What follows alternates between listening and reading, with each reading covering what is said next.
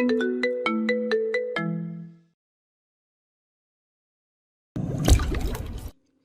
দাও বের করে, আমি আমার বউ নিয়ে চলে যাচ্ছে। আমি এখানে না থাকলে আমার বউকেও রাখবো না।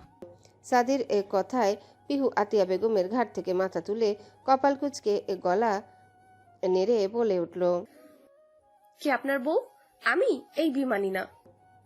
পিহু কথাটা বলা মাত্রই সাদি এক টান দেয় পিহুর বাহুতে, সাথে সাথে ছিটকে সরে যায় আতিয়া বেগমের কাছ থেকে। পরপরই আবারও গালে ঠাস করে থাপ্পড় পড়ে পিহুর।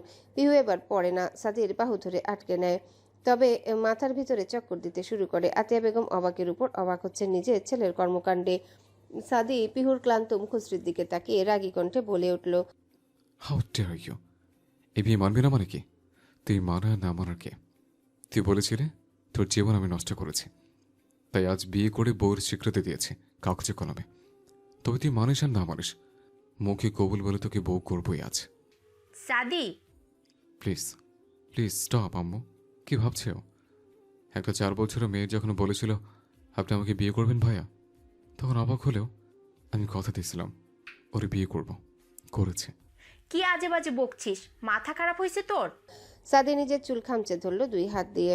চোখের শিরাগুলো লাল বর্ণ ধারণ করেছে। সাদি পাগলের মতো পাশে থাকা বুক সেলফে কয়েকটা ঘুষি দিয়ে বলতে শুরু করে, হ্যাঁ আম্মু, আমি পাগল, আসলে পাগল। আজ তোমরা জেনেছ, কাল পুরো পৃথিবী জানবে। কেন জানবে? শুধু আমার এই পাগলামের জন্য। কখনো জিজ্ঞেস করছো আমি কি চাই? করনি, শুধু চাপিয়ে দিয়েছ। এই যে মেয়েটাকে দেখছ, সে 11 বছরের কিশোর বয়স থেকে ওকে হৃদয়ে আবদ্ধ করে রেখেছে। সেদিনও বলেছিল আমি বিয়ে করবে, আমি ওর কথায় সায় দিয়েছিলাম। তবে আমাদের সব কিছু চাপিয়ে দেওয়ার জন্য ধীরে ধীরে প্রাণবন্ত আমিটা গম্ভীর হয়ে উঠলাম। আর এই মেয়েটা আমাকে ভয় পেতে শুরু করলো। কেনই বা ভাবে না, হুটহাট রেগে যাওয়ার স্বভাব আমার। আর ওর সাথে কথা বলতে গেলে ও কেঁদে দিত, তাই আমার রাগ হতো, ওরে মারতাম। একসময় চরম ভুল করলাম, ওর থেকে দূরত্ব বাড়াতে আমি ফার্জের সাথে সম্পর্কে গেলাম। কি হলো? আমাদের সম্পর্ক হলো না, বরং এই মেয়েটার জীবনে কলঙ্কর দাগ লাগিয়ে দিলাম। সাদি একটু থামলো। আতিয়া বেগম চুপ করে সাদির কথা শুনলো। পিহুও মাথায় হাত দিয়ে হেলান দিয়ে দাঁড়িয়ে শুনছে, নয়তো না। সাদি জোরে একটা শ্বাস নিয়ে আবারও বলতে শুরু করলো, আমি জানতাম এই ভুলের ক্ষমা হয় না, আর ওর সামনে থাকে মানে ওর মনে আর ভয়ের জন্ম দেওয়া। তাই সে রাতেই পাড়ি জমিয়েছিলাম কানাডায়। 3 বছর বেশ কেটেছিল, মনে পড়েনি বেশি। তবে সেদিন প্রথম দেখার পর আবারও পুরনো ক্ষত চেয়ে ঘুরেছে আমার। এই পাপের প্রায়শ্চিত্ত করতে হবে। এসব ভাবার মাঝে জানতে পারিও।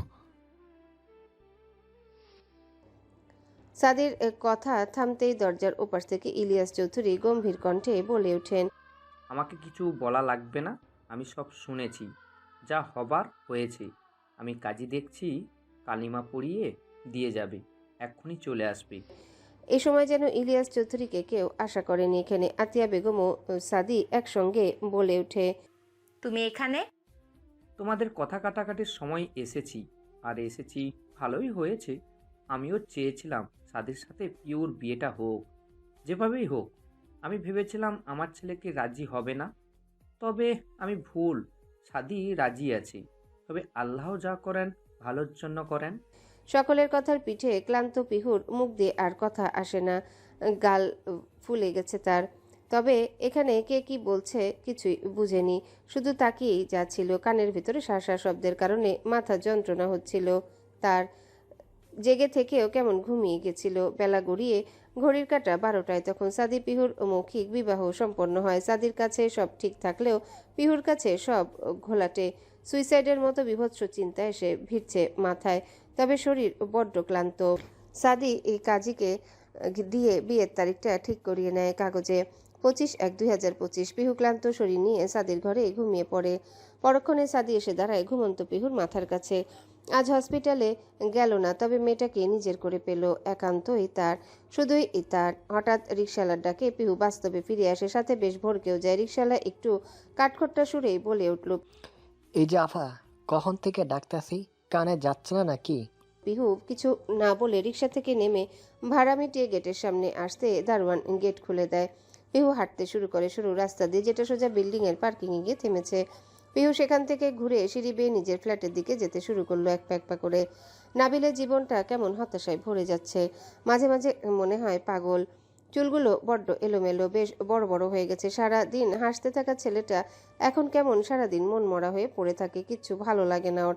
আজকেও কলেজের সামনে থেকে বাড়িতে ফিরেই ঘরের ভেতর সেই যে ঢুকেছে, আর বাইরে আসার নামগন্ধ নেই। হাজার ডাকলেও কথা শুনে না। সিগারেটের আগুনে নিজের লালচে ঠোঁট এই কিছু মাসের তফাতে কালচে পোড়া করে ফেলেছে। কেমন ছন্নছাড়া হয়ে গেছে ছেলেটা। আগের মতো কলেজ মাঠে আর আড্ডা দেয় না। একজনকে নিজের করে পাওয়ার জন্যে নিজের অপছন্দ থাকা সত্ত্বেও বাবার ব্যবসার ভার সামলানো সেই ছেলেটা এখন আর খোঁজ নেই। পুরো বন্ধুমহল নাবিল নামক এক যুবককে প্রতি মুহূর্তে মনে করলেও নাবিলের মনে শুধু সেই সপ্তাদশী পিহু রানীর বাস। খুব ভালোবাসে তাকে। নাবিল কখনো বিশ্বাস করতো না ভালোবাসা কাঁদায়, তবে আজ তিলে তিলে উপলব্ধি করতে পারছে সে। যাকে নিয়ে ছোট্ট একটা সুখের কুঁড়েঘর বাঁধার ইচ্ছা ছিল, সে আজ অন্য ঘর ওই সুখে ভরিয়ে দিচ্ছে। নাবিলও চেয়েছিল তাদের একটা ছোট্ট সংসার, তবে বিধাতা হয়তো সেটা তার ভাগ্য পর্যন্ত লিখেনি। নাবিলের মা নাবিলকে ডাকতে ডাকতে রান্নাঘরের নাবিলের দরজার সামনে এসে দাঁড়ায়। ছেলেটা কষ্ট তাকেও পীড়া দেয়, তবে যা হয়ে গেছে তা বদলানো যাবে না।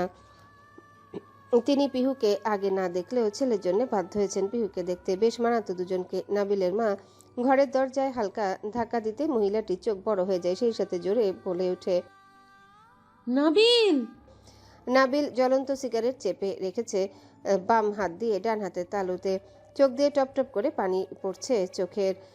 চারিপাশ লালচে হয়ে গেছে। দেখে বোঝা যাচ্ছে ছেলেটা কেঁদেছে খুব। আচ্ছা, পুরুষ মানুষ কি কাঁদে? হয়তো কাঁদে প্রিয় মানুষ হারানোর জন্য। মৃত্যুর চেয়েও বেশি কষ্ট লাগে যখন নিজের প্রিয় মানুষ চোখের সামনে অন্য কারোর হয়ে থাকে। নাবিলের মা এসে তাড়াহুড়ো করে সিগারেট টেনে নিয়ে ছুঁড়ে ফেললো জানালার গ্রিল দিয়ে। নাবিলকে একটা চর বসালো। তার নিজে চোখের পানি ছেড়ে দিয়ে নাবিলের মুখ নিজের দুহাতে রাজলাই নিয়ে ভাঙা কণ্ঠে বলে উঠল, এমন হয়ে যাচ্ছিস কেন বাবা? দুনিয়াতে মেয়ের কি অভাব পড়েছে? ওর মতো শত শত মেয়ে আছে, এর চেয়ে ভালো ও একটা নষ্টা মেয়ে। আর কিছু বলার আগেই নাবিল নিজের মায়ের হাত ঝাড়া মেরে রাগী কণ্ঠে চিল্লিয়ে বলে উঠল, ওরে নিয়ে আর একটা কথাও বলবো না। ও আমার সব, আমার বেঁচে থাকার একমাত্র আশা ও। আমি অপেক্ষা করব। মাথা খারাপ হয়ে গেছে তোর? হ্যাঁ, মাথা খারাপ হয়ে গেছে আমার। তুমি ঠিকই বললে, পিহুর মতো আরো মেয়ে আছে, কিন্তু তুমি তো জানো পিহু তো আর নেই। ও তো একজনই। ওর মতো দিয়ে কি হবে আমার? আমার ওকেই লাগবে। কিন্তু নাবিল এবার দ্বিগুণ গর্জে উঠে বলে, লাস্ট টাইম মাফ করছি। ওকে নিয়ে যদি আর বাজে কথা বলো, আমার থেকে খারাপ আর কেউ হবে না। ওকে আমি আমার করবই। চ্যালেঞ্জ দিয়ে গেলাম তোমারে, মিলিয়ে নিও। আর আমি যা চ্যালেঞ্জ নেই তা পূরণ করি। বলেই নাবিল রুম থেকে বেরিয়ে গেল হন হন করে। একটু আগে কান্নারত থাকা ছেলেটার চোখে এখন ক্রোধ বিদ্যমান। নাবিলের মা চুপ হয়ে দাঁড়িয়ে আছে, মুখ দিয়ে কোনো কথা বেরোচ্ছে না তার। সে কি বলল আর তার ছেলে কি বলল? আচ্ছা, নাবিল কি করবে? কোনো বড় ঝামেলা পাকাবে না তো? পাগলামি বেড়ে যাচ্ছে। এই বলে নাবিলের মা জেরিনের ফোনে ফোন দিল সব বকার জন্যে। বাড়ির বারান্দায় বসে আছে জেরিন, পরনে কাঁচা হলুদ রঙের 3 পিস। মাত্র গোসল সেরে এসে বারান্দায় কড়া রোদে চুল শুকাতে ব্যস্ত সে। মনে হাজারো প্রশ্নের ঘুরপাক, বিশেষ করে সেই অচেনা চিঠিওয়ালাকে নিয়ে। অচেনা বললে ভুল হবে, সে তো চিনত ছেলেটাকে। তবে এখন কল্পনা করলেও গা শিউরে ওঠে। একটা মানুষ কতটুকু খারাপ হতে পারেছি। জেরিনের বাড়িতে থাকতেও ভয় করে, কখন না জানি তার কোনো ক্ষতি হয়ে যায়। ছেলেটা যত দেখেছে তত অবাক হয়েছে। শ্যামলা গায়ের রং, মুখে কোচা কোচা দাড়ি, চোখের কোনো একটা লাল তিল। জেরিন যদিও শিওর ছিল না ওই ছেলেটাই দোষী, তবে সেদিনের চিঠিটা পড়ার পর জেরিনের আত্মা বেরিয়ে আসার মতো হয়েছে। যদিও জেরিনের কথা কাউকে বলেনি, বলবেই বা কী করে? চিঠিতে স্পষ্ট লেখা আছে যেন কাউকে না বলে। জেরিন ভাবতে লাগলো সেদিনের কথা, যেদিন চিঠিটা তার হাতে এসে পৌঁছেছিল। 37 বারের মতো নতুন এক চিঠি। এই আধুনিক যুগে চিঠি দেয় কে? তবে ছেলেটা জেরিনকে চিঠি দেয় সবসময়। ফ্ল্যাশব্যাক, রোজকার মতো আজও জেরিন জ্যামে রিকশায় বসে আছে। ঠিক তখনই প্রতিবারের মতো একটা বাচ্চা ছেলে এসে জেরিনের হাতে চিঠি দিয়ে বলল শেষ চিঠি, সাথে একটা কালো আতপোড়া গোলাপ। জেরিন বেশ অবাক হয়েছিল, তবে জেরিন চেয়েছিল এগুলো প্রমাণ হিসেবে দিতে, কারণ সেই সবচেয়ে বড় প্রমাণ। সবকিছু জেরিন মনের অনিচ্ছা সত্ত্বেও চিঠিটা খুলল। আর চিঠি দেখে বোঝা যাচ্ছে বেশ যত্ন নিয়ে লিখেছে, তবে ধূসর কাগজে। জেরিন মনে মনে পড়তে শুরু করলো চিঠিটা। প্রিয় জেরি, আর জেরি না, অনলি মাই লাভ। আশা করি ভালো আছো। আমার চিঠি পেয়ে বেশ আনন্দিত। আনন্দ পাবেই বা না কেন, এই চিঠি তো প্রমাণ, তাই না পাখি? তবে চিন্তা করিও না, আজকের চিঠি আনন্দের না, তবে বেশ মজার। তুমি খুব বড় ভুল করলে জেরি। একটু চোখ বন্ধ রাখলে কি হতো, জাস্ট তোমাকে ভালোবাসি বলে ছেড়ে দিয়েছিলাম আমি, নয়তো সবার মতো তুমিও যাইতে। আর যাই হোক, যদি যদি আমাকে নিয়ে তুমি কোনো প্রমাণ দাও পুলিশের কাছে, তাহলে তোমার অতি প্রিয় পিহু রানী আর তোমার পরিবার খালাস করে দেব, বা তোমাকে সহ। সাবধানে থাকিও, আর এই চিঠির কথা কাউকে বলিও না, বললে বিপদ বাড়বে তোমার। ইতি, আইএফএস। চিঠিটা সামান্য হলেও জেরিনের ঘামতে শুরু করলো, হাত পা কাঁপা শুরু হয়ে গেল। এই আইএফএস মানে সে জানে না, অনেকবার পেয়েছে চিঠিতে, তবে হাজার খুঁজেও পায়নি এর মানে। হঠাৎ ফোনের বিরক্তিকর শব্দে জেরিনের ধ্যান ভেঙে গেল। বারান্দা থেকে উঠে ঘরের দিকে ছুটল ফোন নিতে। পিহু নিজের ফ্ল্যাটের সামনে এসে দরজা খুলে ভিতরে প্রবেশ করলো। এই ফ্ল্যাটটা তার বেশ মনের মতো, হবেই বা না কেন। দুটো বড় বড় ঝুল বারান্দা, তিনটা বড় বড় বেডরুম, কিচেন, ডাইনিং সব বড় বড়। আর সব থেকে বড় কথা এটা হলো পিহুর ফ্ল্যাট, নিজের, পুরোটাই নিজের। যদিও সাদি পিহুর নামে কিনেছে, তবে পিহুর এটা ভালো লাগে, তারও একটা নিজের ঘর আছে। পিহু ভেতরে ঢুকে সোজা নিজের রুমে চলে গেল। সাদির রুমে উকি মারল একটু, এখনো ঘুমিয়ে সে। পিহুর চোখ গেল তার বিছানার পাশের দেয়ালে টাঙানো তাদের পরিবারের ফটো ফ্রেমে। কত সুন্দর হাস্যোজ্জ্বল একটা পরিবার। যদিও পিহুর ঠোঁটে সেদিন ছিল মিথ্যা হাসি, তবুও সবার কথা ভেবে হেসেছিল।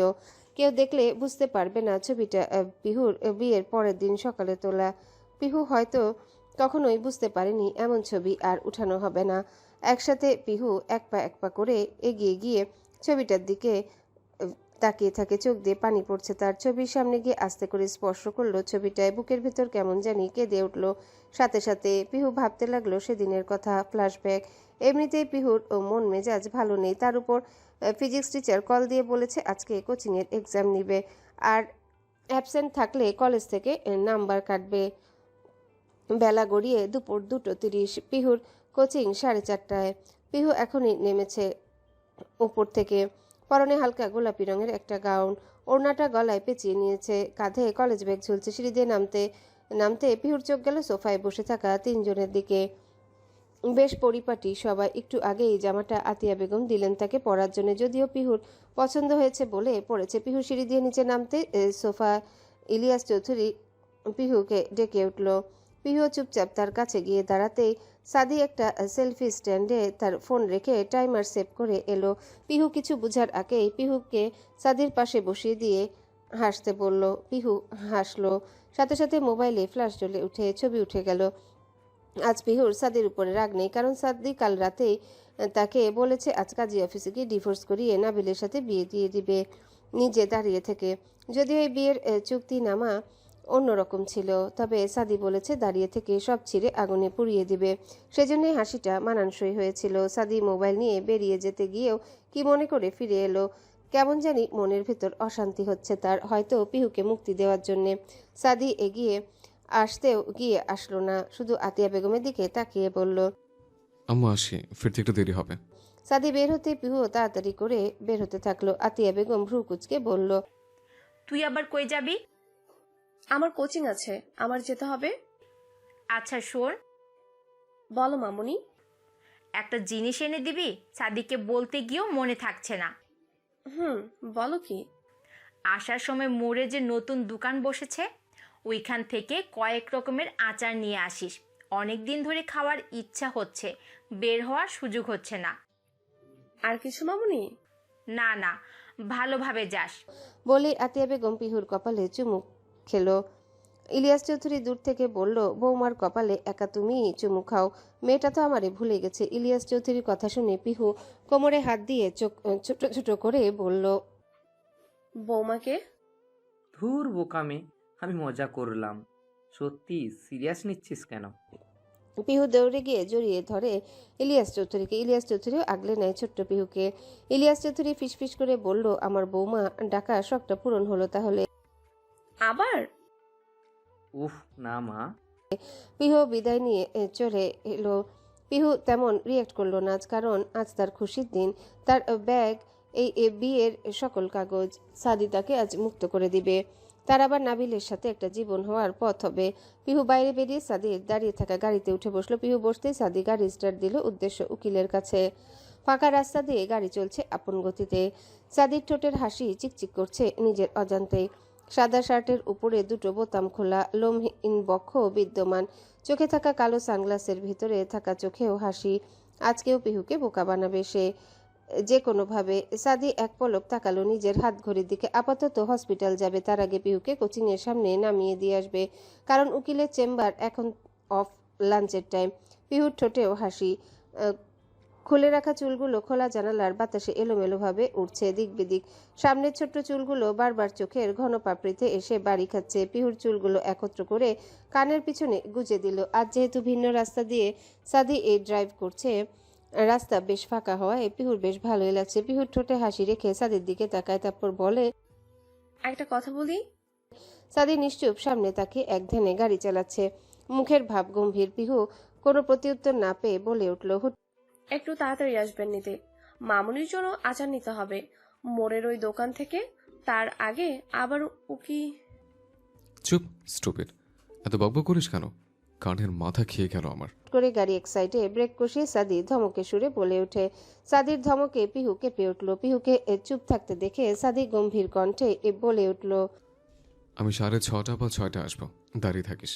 আর এবার মুখ বন্ধ করবি, কোনো কথা বলে এখানে রেখে চলে যাব। সাদির কথায় পিহুর কপাল কুঁচকে গেল, সাথে রাগও হলো। সে তো কোনো কথাই বলেনি, লোকটা তাকে ইনডাইরেক্টলি বাচাল পদবি দিল। কি সর্বনাশ এটা। পিহু বেঁচে থাকতে মানতে পারবে না যে কেউ তাকে বাচাল বলেছে। হ্যাঁ, সে একটু বকবক করে, তাই বলে তাকে বাচাল বলবে এটা মোটেও ঠিক না। পিহু সিটের উপর পা তুলে আসন করে বসলো, তারপর সাদির দিকে চোখ ছোট ছোট করে বলল, আপনি কি আমাকে ইনডিরেক্টলি বাচাল বললেন? সাদি গাড়ি চালানোয় মত্ত ছিল। তার যখন খুব আনন্দ অনুভব হয় হৃদয়ে, তখনই শুনশান রাস্তায় সে ড্রাইভ করে। সে মানুক আর না মানুক, নিজের স্ত্রীকে পাশে বসিয়ে ড্রাইভ করার স্বপ্ন পূরণ হয়েছে সাদির। আর সাদি জানে প্রায় অধিকাংশ পুরুষের ইচ্ছাও তার মতো। সাদি চোখ সামনে রেখে বলল, আমি কাউকে মিন করে কিছু বলি না। আপনি আমাকে মিন করছেন। আমি কি একবারও বেশি কথা বলেছি নাকি বেশি বকবক করি? আপনি বেশি বুঝেন, আপনি বাচাল। সাদি ফোঁস করে শ্বাস ছাড়লো, চোখ থেকে সানগ্লাস নামিয়ে শার্টে ঝুলিয়ে রাখলো। গলার কাছে সিল্কি চুলগুলো দুলছে বাতাসে। সাদি জানে যদি পাগল বলা হয় সেতু নাড়া দিও না, তাহলে পাগল সবার আগে সেতু নাড়া দিবে। সাদির কি যেন হলো, খুব রাগাতে ইচ্ছা হলো পিহুকে, তাই আর চোখে পিহুর দিকে তাকিয়ে বলে উঠল, আমি ঝগড়া পারি না, তাই করলাম না। তবে আমি কাউকে মিন করিনি। যদি কারো গায়ে গিয়ে লাগে তাহলে আমি তাকিয়ে বলেছি। কথাটা বলেই ঠোঁট টিপে হাসলো সাদি। বুঝতে বাকি নেই তার অবুঝ বউ এখন রাগে ফুলবে, হয়তো ফুলছে। সাদি পিহুকে আরেকটু রাগানোর জন্য বলে উঠল, জীবনে বিয়ে না কারণে ছাগলের 3 নম্বর বাচ্চার মতো কাউকে কাঁদতে না দেখলেও আমাদের বাড়িতে এক ঝগড়ুটেকে দেখেছে কথায় কথায় ম্যামা করে কাঁদতে। পিহুর রাগ আকাশে উঠে গেল। লোকটা কথায় কথায় তাকে অপমান করছে। সে কি ঝগড়া করেছে কারোর সাথে যে তাকে ঝগড়ুটে বলল? তার চেয়ে বড় কথা হলো তার বাপ মানুষ, তাকে কেন ছাগলের বাচ্চা বলা হলো? পিহু ফুঁসছে, ফর্সা নাকের পাটা লাল হয়ে গেছে। সাদি আর চোখে একবার দেখে ঠোঁট উঁচু করে শীষ বাজাতেই পিহু রেগে সাদির বাম হাতের বাহুতে ধাক্কা দিয়ে বলে উঠল, দেখুন সাধু। পিহুর কথাটা বলা মাত্রই গাড়ি ব্রেক কষল। পিহু কিছু সরে গেল, হঠাৎ ব্রেক কষায়। সাদি পড়ে যাওয়া থেকে আটকালো হাত দিয়ে, তারপর পিহুর দিকে এগিয়ে গেল সিটের উপর পা ভাঁজ করে। পিহু বুকের পানি শুকিয়ে গেছে এতক্ষণে। গাড়ির জানালার সাথে লেগে গেল পিহু। সাদি পিহুর দিকে আরেকটু এগিয়ে গিয়ে ফিসফিস করে বলল, কি দেখবো জান? সাদির কথায় পিহু কেঁপে উঠে চোখ বন্ধ করে নিল। চোখ খোলা রাখার মতো সাহস তার নেই। বুকের মধ্যে দ্রিম দ্রিম করে ঢোল বাজাচ্ছে কেউ। পিহুর কপালে ঘাম চিকচিক করছে। সাদি পিহুর ভয়ার্ত মুখের দিকে এক পলক তাকিয়ে পিহুর সিটের কোণ থেকে পিহুর নিচে পড়ে থাকা ব্যাগ থেকে রোল করা একটা পেপার বের করে ব্যাক সিটে ছুঁড়ে মারল। তারপর কিছু না বলেই গাড়ি থেকে বেরিয়ে গেল সাদি। এদিকে মতি ভ্রমে আটকে থাকা পিহু জল্পনায় দেখছে সাদি তার দিকে এগিয়ে আসছে। পিহু কাঁপা কাঁপা কণ্ঠে বলল, দেখুন। হঠাৎ পিহুর মাথায় কারো হাতের শক্ত গাঁটটা খাওয়ায় ধ্যান ভাঙল পিহুর। মাথায় হাত বুলাতে বুলাতে পিছু ঘুরতে চোখ পড়ল জেরিনের দিকে। জেরিন অবাক হয়ে পিহুর দিকে এক পলক তাকিয়ে বলল। পিহু স্তম্ভ হয়ে গেল কিছু সময়ের জন্যে। ঘাড় ঘুরিয়ে দেখলো সাদি গাড়িতে নেই। এটা তাদের কোচিংয়ের সামনে। স্যার চলে এসেছে আজ একটু আগেই। পিহু নিজের বোকামির জন্য লজ্জা পেল মনে মনে। তবে আর দেরি না করে তাড়াহুড়ো করে বেরিয়ে গেল গাড়ির দরজা খুলে। তারপর জেরিনার পিহু চলল কোচিংয়ের ক্লাসরুমে। পিহু বেরিয়ে চলে যেতেই সাদিও হাতে কয়েকটা স্কচ টেপ নিয়ে গাড়ির ভিতরে আসলো। বেশ কাজে লাগবে তার এই জিনিসটা। কেউ বকবক করলে তার মুখে চিপকে দিবে।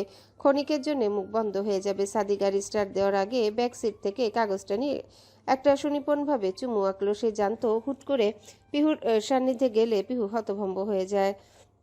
আর এটার সুযোগ নিল সাদি। তারপর ডেভিল স্মাইল দিয়ে বিড়বিড় করে বলল, পিহু রানী, আমি কোনো নায়ক না যে তোমার সুখের জন্য তোমাকে ছাড়বো। আমি হলাম ভিলেন। যদি তোমাকে সুখী হতেই হয় তাহলে তোমাকে আমার সাথে থেকে সুখী হতে হবে। সাদি গাড়ি স্টার্ট দিল। উদ্দেশ্য হসপিটাল, ইমার্জেন্সি কিছু রুগী দেখবে, তারপর পিহুকে নিয়ে বাড়ি ফিরবে। সাদি মনের সুখে গলায় শার্টের ভাঁজে রাখা সানগ্লাসটা তুলে চোখে দিয়ে ড্রাইভ করতে থাকলো। সন্ধ্যা 6:32। সাদি পিহুকে বাড়ির গেটের সামনে নামিয়ে দিয়ে আবারও হসপিটালে চলে গেছে। আজ গেটে দারোয়ান নেই। পিহু বেশ বিরক্ত হলো। তার মন এমনিতেই ভালো না, তার উপরেই দারোয়ান গেল কই। বড্ড ফাঁকিবাজে দারোয়ান। কিছুদিন আগে রাখা হলো আর আজ ডিউটিতে ফাঁকি। আজ বাবাইকে বলে বেটার চাকরি খাইয়ে দিবে শিওর। বিড়বিড় করতে করতে পিহু এসে পড়ল বাড়ির সদর দরজায়। পিহুর ঘাড়ে স্কুল ব্যাগ। সাদির কাছে রাং ধমক খেয়েছে বিয়ের সেই সব কাগজ হারিয়ে ফেলার জন্য। ওগুলো আবার নতুন করে না তুললে ডিভোর্সও হবে না। তবে পিহু বুঝতে পারছে না হারালোটা কোথায়। একটু লম্বা থাকায় ব্যাগের চেন ফুল না লাগিয়ে বাইরে রেখেছিল। কিছু অংশ কোথাও হয়তো পড়ে গেছে। কিন্তু পিহুর নিজের কাছে নিজেরই হারিয়ে ফেলার মতো বোকামির জন্য রাগ হলো।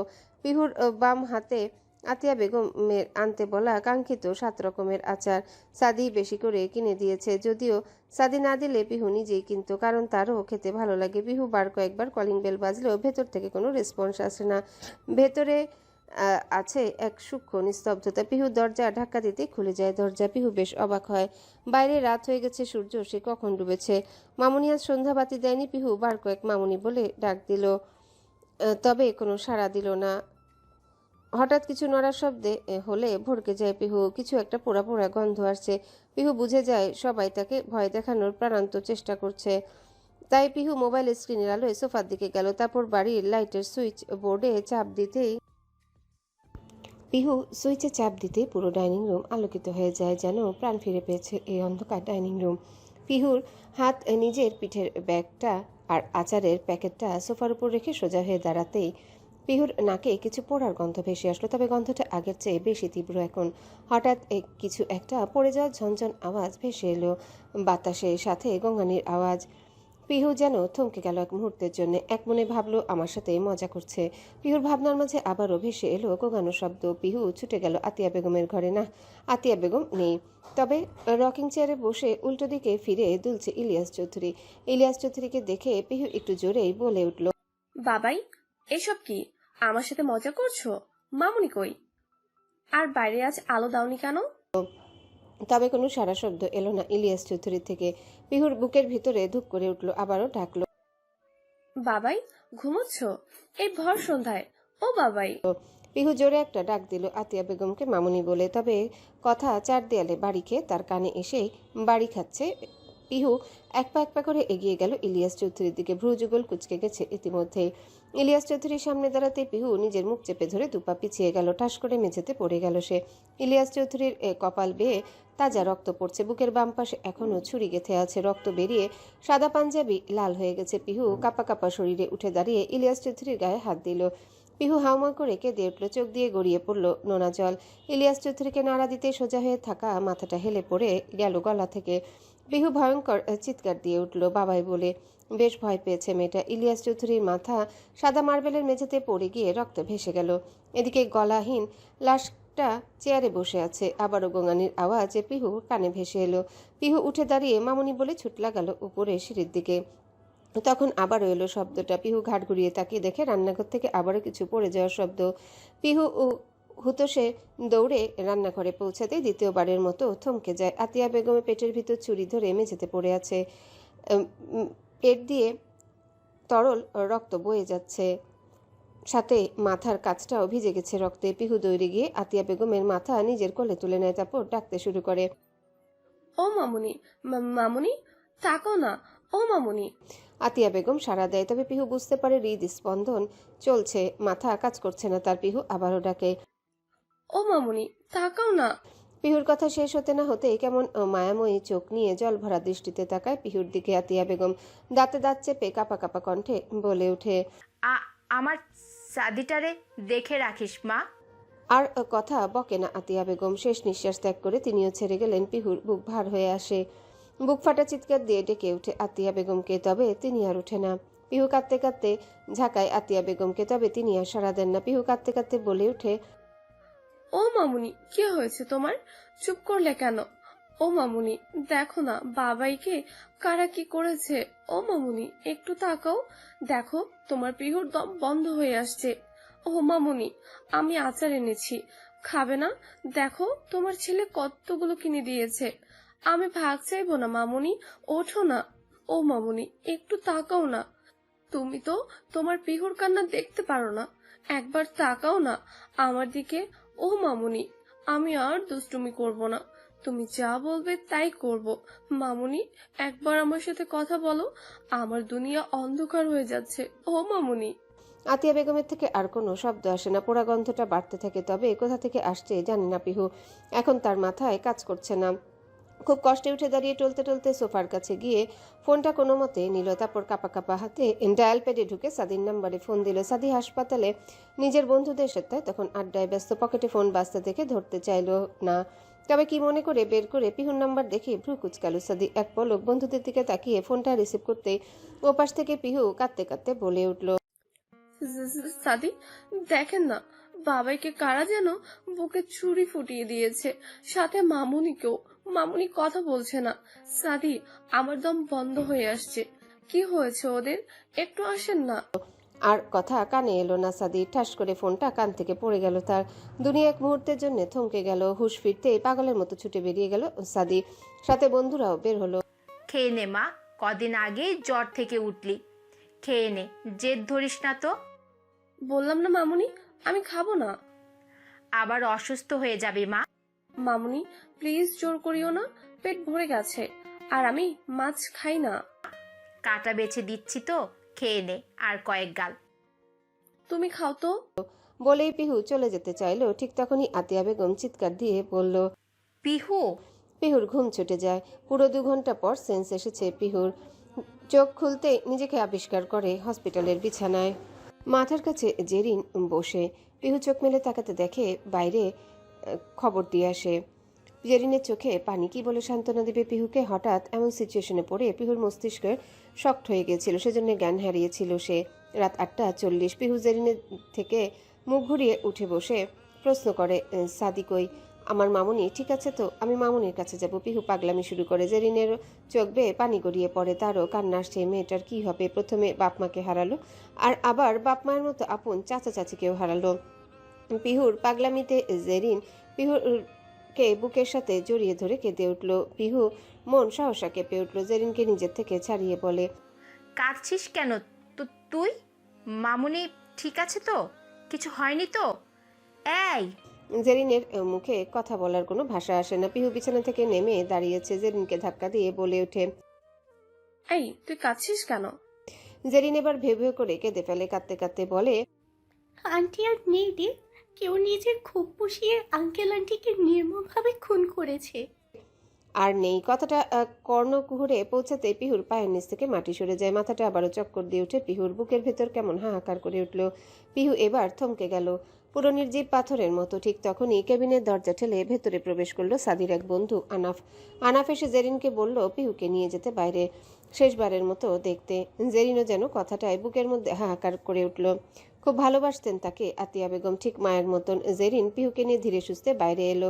হসপিটালের বাইরে আসতে রিকশায় উঠে বসলো দুজনে। রিকশা চলতে শুরু করলো। চৌধুরী বাড়ির সামনে এসে দাঁড়াতেই দেখলো বেশ কিছু ফায়ার সার্ভিস কর্মীরা আগুন নিভাচ্ছে। জেরিন ধীর কণ্ঠে বলল, বাড়িতে বোম ফিট করা ছিল ধারণা করেছে, তাই এই অবস্থা। চৌধুরী বাড়ির বিশাল ফুলবাগানের একপাশে জানাজা হবে, তাই সেখানে রাখা হয়েছে। পরবর্তীতে গোরস্থানে নিয়ে যাওয়া হবে। পিহুকে রিকশা থেকে নামিয়ে সাদা কাফনে জড়ানো লাশ দুটির সামনে নিয়ে যাওয়া হলো। ইলিয়াস চৌধুরীর লাশের মাথার কাছে সাদি দাঁড়িয়ে আছে, পাশে ওর বন্ধুরা। সাদি আজ পিহুর মতো নির্জীব। সাদি শান্ত চোখে তাকিয়ে আছে সাদা কাপড়ে জড়ানো বাবা মায়ের দিকে। সাদির চোখে পানি নেই, অতি কষ্টে পাথর হয়ে গেছে সাদি আজ। বুকের ভিতর দুমড়ে মুচড়ে যাচ্ছে তার। জেরিন পিহুকে নিয়ে আতিয়া বেগমের লাশের সামনে দাঁড়াতে পিহু আর নিজেকে ধরে রাখতে পারল না। বুক ফাটা চিৎকারে আতিয়া বেগমের নিথর শরীরটা জড়িয়ে ধরে হাউমাউ করে কেঁদে উঠল। পিহুর কান্না আর্তনাদ সবার হৃদয়ের মণিকোঠায় গিয়ে ঠেকছে। পিহুর অবস্থা বেহাল। আতিয়া বেগমকে ছাড়বে না কোনো মতে। সে বুক চিরে বেরিয়ে আসছে কষ্টের দলা। পিহুর দম বন্ধ হয়ে আসছে, শুধু মনে হচ্ছে তার সব শেষ হয়ে গেল, তার সব। জানাজার সময় জেরিন পিহুকে জোর করে সরিয়ে এনেছিল, তখন পিহুর সে কি কান্না! পাগলের মতো হাত পা ছুড়ে কান্না করছিল পিহু। কখনো কল্পনা করতে পারেনি আজকের দিনটা কে যতটা সুখময় করতে চেয়েছিল তার থেকে কয়েক হাজার কোটি গুণ দুঃখ দিয়ে দিবে আল্লাহ। জানাজা শেষ হওয়ার পর কিছু সময়ের জন্য সকল আত্মীয় স্বজনদের দেখার সুযোগ করে দেওয়া হয় শেষবারের জন্য, যদিও শুধুমাত্র মেয়েরাই দেখেছে আতিয়া বেগমকে। আর ইলিয়াস চৌধুরীকে দেখার অবস্থা নেই। কপালে আগুন দিয়ে পুড়িয়ে খুব নিপুণভাবে খোদাই করে লেখা IFS। সবার দেখার শেষে পিহুকে নিয়ে আসে জেরিন। এবার জেরিনের পাশে সাদিও দাঁড়িয়ে। জেরিন আশেপাশে দেখছে, তবে কোথাও নাবিলকে পায়নি। হয়তো নাবিল জানে না এ খবর। পিহু ওড়নার কোণ দিয়ে চোখ মুছে আতিয়া বেগমের খাটিয়ার কাছে গিয়ে শান্তভাবে তাকিয়ে থাকে মায়া ভরা মুখটার দিকে। নিজের মাকেই তার তেমন মনে পড়ে না। শেষ দেখাটাও ভালো করে দেখেনি। মা হারানোর কষ্ট বুঝতেই পারেনি আতিয়া বেগমের জন্য, তবে আজ পিহু বুঝতে পারছে। ধীরে ধীরে হাত বাড়িয়ে আতিয়া বেগমের মুখ স্পর্শ করলো পিহু। তারপর মনের অজান্তে চোখের পানি ছেড়ে দিয়ে করুণ স্বরে বলে উঠল, ও মামুনি, মামুনি, একবার আমার সাথে কথা বলবে? ও মামুনি, একবার তাকাও না। আমি কখনো তোমার অবাধ্য মেয়ে হব না মামুনি। আমি ঠিকমতো ভাত খাবো মামুনি, তাও তুমি একবার কথা বলো। একবার এই পিহুর মাথায় হাত বুলিয়ে দাও না মামুনি। আমার বুকের মধ্যে কেমন ফাঁকা ফাঁকা লাগছে মামুনি। একটু চোখ মেলে দেখো, হাতগুলো কাঁপছে। ও মামুনি, আমার উপর রাগ করে চলে গেলে কেন মামুনি? আমি তোমাকে ছাড়া বাঁচবো কিভাবে? আমার তো আর কেউ রইল না মামুনি, ওঠো না। সাদি এগিয়ে এসে দাঁড়ায় পিহুর পাশে। রাগী গম্ভীর ছেলেটা, চোখগুলো কেমন ফ্যাকাশে দেখাচ্ছে, চুলগুলো এলোমেলো, যদিও পরনে সাদা পাঞ্জাবি পায়জামা আর টুপি। সাদির ইমোশন আজ স্তব্ধ, সব পাথর হয়ে গেছে। চোখগুলো কেমন স্বার্থপর, একটু নোনা অশ্রু আসছে না। লোকজন গোরস্থানে নিয়ে যাওয়ার জন্য উদ্যত হয়। ঠিক তখনই পিহুর কান্নার মাত্রা বেড়ে যায়। আতিয়া বেগমকে জাপটে ধরে যেন কোনো মতেই সে ছাড়বে না। সাদি পিহুর হাত টান দিয়ে টেনে তুলে। মানুষজন ইলিয়াস চৌধুরীকে নিয়ে হাঁটা শুরু করে। সাদির টানে পিহু সাদির বুকে এসে ধাক্কা খায়। এক পলক সাদির দিকে তাকিয়ে জড়িয়ে ধরে সাদিকে। সাদিও এক হাত দিয়ে জড়িয়ে নেয় নিজের বক্ষে পিহুকে। পিহু হাউমাউ করে কেঁদে উঠে বলতে শুরু করে, এই সাদি, দেখেন না, ওরা মামুনিকে নিয়ে যাবে বলছে। মামুনি রাতে না খাইয়ে দিলে আমার সেদিন আর পেট ভরে না। এই সাদি, আমাকে ছাড়েন, আমি মামুনির সাথে যাব। ওরা বাবাইকেও নিয়ে চলে গেল।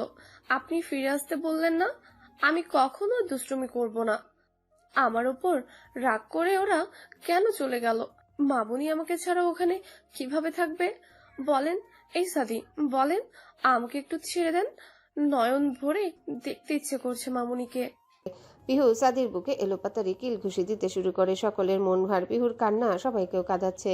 লোকজন একত্রিত হলো আতিয়া বেগমের খাটিয়া নিয়ে যাওয়ার জন্য। সাদি বুকের উপর পাথর চাপা দিয়ে পিহুকে নিজের থেকে ছাড়িয়ে জেরিনের কাছে দিল। কয়েকজন মহিলা মিলেও পিহুকে সামলাতে পারছে না, পাগলের মতো গড়াগড়ি শুরু করলো মাটিতে। সাদি পিহুর দিকে একবার করুণ চোখে তাকিয়ে খাটিয়া নিয়ে হাঁটা শুরু করলো। এতক্ষণে সাদির চোখ বেয়ে পানি গড়িয়ে পড়তে শুরু করলো। খুব কাঁদতে ইচ্ছা করছে আজ। আজ খাটিয়াটা বেশ ভারী লাগছে সাদির কাছে। সন্তানের কাঁধে মায়ের লাশের থেকে কষ্টের বোধ আর কিছু নেই। কবরস্থানের ভিতরে এনে খাটিয়ে রাখা হলো শেষবারের জন্য। সাদি নিজের মায়ের মুখটা দেখে নিল। কি মায়া সেই মুখে! হাহাকার করে উঠল সাদির অন্তর। রাত 11টা। বন্ধুদের নিয়ে ফিরেছে সাদি তার এক বন্ধুর বাড়ি। সেখানে পিহুকে নিয়ে জেরিন আছে। এতক্ষণ সাদি নদীর পাড়ে বসেছিল। অশান্ত লাগছে তার সবকিছু। কি থেকে কি হয়ে গেল ভাবলেই দম আটকে আসছে সাদির। পিহু যে রুমে আছে ধীর পায়ে সেই রুমে গেল সাদি। গিয়ে দেখে জেরিনের কাঁধে মাথা রেখে বসে আছে পিহু। দৃষ্টি স্থির, চোখগুলো ফুলে গেছে অতিরিক্ত কাদার কারণে। সাদিকে আসতে দেখেই জেরিন সোজা হয়ে বসলো। সাদি আস্তে করে বিছানায় বসলো পিহুর মুখোমুখি। মেয়েটাকে কত কি বলছে তার আম্মুকে মামুনি বলায়, তার বাবাকে বাবাই বলে ডাকার জন্য। তবে এখন কাকে ডাকবে পিহু? আর এখন কাকে নিয়ে বা রাগ দেখাবে সাদি পিহুর উপর? সাদি পিহুর দিক থেকে চোখ সরিয়ে নেয়। সাদির চোখ দিয়ে এক ফোঁটা নোনা অশ্রু বেরিয়ে আসে। বুক চিরে বের হতে চায় একদলা ভাঙা দীর্ঘশ্বাস। সাদি আর কিছু না বলে উঠে যায় সেখান থেকে। সাদি চলে যেতে পিহু চোখ ঘোরায়। গলা বসে গেছে তার এত চিল্লানোর জন্যে। সবাই থাকতেও পিহুর কিছু একটা বড্ড অভাব মনে এসে লাগছে। পিহু জেরিনের বাহু পেঁচিয়ে আবারও কাঁধে মাথা রাখে। কিছুক্ষণ পর পর ফুপিয়ে উঠছে পিহু। সাদি বাইরে চলে আসে। এখান থেকে বাইরের শীতল পরিবেশ খুব অনুভব করছে সে। চাঁদনি রাতের আলোয় পুরো ধরনী আজ আলোকিত। তবে তার জীবনের বটগাছ আর তার ছায়ায় আজ তাকে ছেড়ে চলে গেল। একটু পর পুলিশ আসবে। পোস্টমর্টমের রিপোর্ট অনুযায়ী কিছু তথ্য নিয়ে মিশন শুরু করে দিবে খুনিকে ধরার জন্য। সাদি খোলা আকাশের নিচে ওই আধা খাওয়া চাঁদের দিকে তাকিয়ে বিড়বিড় করে বলে ওঠে, আমার একটা আফসোস, আমি কখনো মুখ ফুটে তোমাদের বলতে পারিনি। আমি তোমাকে খুব ভালোবাসি বাবা, আমি তোমাকে প্রচণ্ড ভালোবাসি। এই একটা আফসোস আমাকে সারা জীবন কাঁদাবে। আল্লাহ তোমাদের ভালো রাখুক। আমার কষ্ট হলেও কাঁদবো না। আমি জানি কাঁদলে মৃতের আত্মার কষ্ট হয়। আমি তোমাদের কষ্ট দিতে চাই না। আমার ধসে যাওয়া এক সুন্দর পৃথিবী। সাদি থামলো। তারপর একটা দীর্ঘশ্বাস ফেলে আবারও খোলা আকাশের দিকে তাকিয়ে বলে উঠল, আমার শক্তি দাও আল্লাহ, ভেঙে দিও না। আমি চাই না এই গম্ভীরতার পিছনে অসহায় মানবটাকে প্রকাশ করতে। আমার মাথায় এখন অনেক দায়িত্ব আল্লাহ। আমার ছোট্ট পিহরণের মনটাও শক্ত করে দাও। ওকে ভালো রাখার দায়িত্ব আমার। ধৈর্য দিও খোদা। সাদির বিড়বিড় করার মাঝে ভিতর থেকে সাদির এক বন্ধু এসে বলে পুলিশ এসেছে। সাদি আর এক মুহূর্ত দেরি না করে চলে যায় ঘরের ভিতরে। পুরো ডাইনিং টেবিল ঘিরে বাড়ির সকল মানুষ। পিহুর সাদির পাশে বসে আছে, তার পাশে জেরিন আর অন্য পাশে সাদি। সাদিদের ঠিক সামনের সোফায় বসে আছে থানার ভারপ্রাপ্ত ইন্সপেক্টর রাশেদ। রাশেদ কিছু গলা ঝেড়ে পরিষ্কার করে নিয়ে বেশ সাবলীলভাবেই বলে, মিস্টার চৌধুরী, সাদি মাথা উঁচু করে রাশেদের দিকে তাকাতেই রাশেদ সাদির দিকে একটা ফাইল এগিয়ে দেয়। সাদি কিছু বলে না, নিয়ে নেয় পোস্টমর্টমের রিপোর্ট। সাদি চোখ দিয়ে পানি আসে। তার বাবার বুকে পুরো 9 বার চাকু দিয়ে আঘাত করেছে। কার মনে ক্ষোভ মিটিয়েছে এত? আর তার মায়ের পেটেও 4 বার ছুরি দিয়েছে, সাথে মাথায় ভারী কিছু দিয়ে আঘাত করেছিল। সাদি ফাইল থেকে মুখ তুলে ইন্সপেক্টর রাশেদের দিকে তাকাতে রাশেদ বলে ওঠে, আপনাদের কি কারোর সাথে কোনো শত্রুতা আছে যে মারার পরও বাড়িতে 2টো টাইম বোম ফিট করে রেখে যায়? সাদির সাথে এই সকলেই স্তম্ভ। পিহুর মাথা যন্ত্রণা শুরু হয়েছে। রাশেদ আবারও বলে ওঠে, আপনার মা মিসেস আতিয়া বেগমের হাতে ও আপনার বাবার কেটে ফেলা মাথা কপালে খুব নিম্নভাবে লেখা হয়েছে। এভাবেই মন খারাপ কষ্টের মধ্যে দিন চলতে শুরু করেছে। সাদি হসপিটালের পাশে একটা ফ্ল্যাট কিনেছে, যেখান থেকে পিহুর কলেজের হসপিটাল দুটোই কাছে। হাজারো চেষ্টা করেও খুনি খুঁজে পায়নি পুলিশ। পুলিশের এক প্রকার হাল ছেড়ে দিয়েছে, তবে সাদি ছাড়েনি। সেদিন বোম ব্লাস্টের কারণে বাড়ির অর্ধেক ধসে পড়ে। সেটা মূলত সাদিদের মারার জন্যই ছিল। আতিয়া বেগম ও ইলিয়াস চৌধুরীর মৃত্যুর খবরে মেহু বা ইরিনা কেউ জানে না, আর জানবেই বা কিভাবে? সাদি সেই ভুলের পরে আর তাদের সাথে কথা হয়নি সাদির। মেহুর সাথে পিহুর মাঝে মাঝে কথা হতো, তবে মেহুকেও আর বলা হয়নি। হঠাৎ সাদির ডাকে পিহুর ধ্যান ভাঙে। কল্পনা থেকে বেরিয়ে আসে পিহু। চোখের পানিতে গাল ভিজে গেছে। দরজায় হেলান দিয়ে বুকে হাত গুজে দাঁড়িয়ে আছে সাদি। আজ একটু বেশি ঘুমিয়েছে। সাদির ডাক শুনে পিহু তাড়াতাড়ি করে চোখের কোণ মুছে নেয় হাতের তালু দিয়ে। পিহু ওড়না দিয়ে তাড়াতাড়ি মাথায় কাপড় তুলে দিয়ে সাদির দিকে ফিরে, তারপর ভাঙা গলায় কাপা কাপা কণ্ঠে বলে, কিছু বলবেন?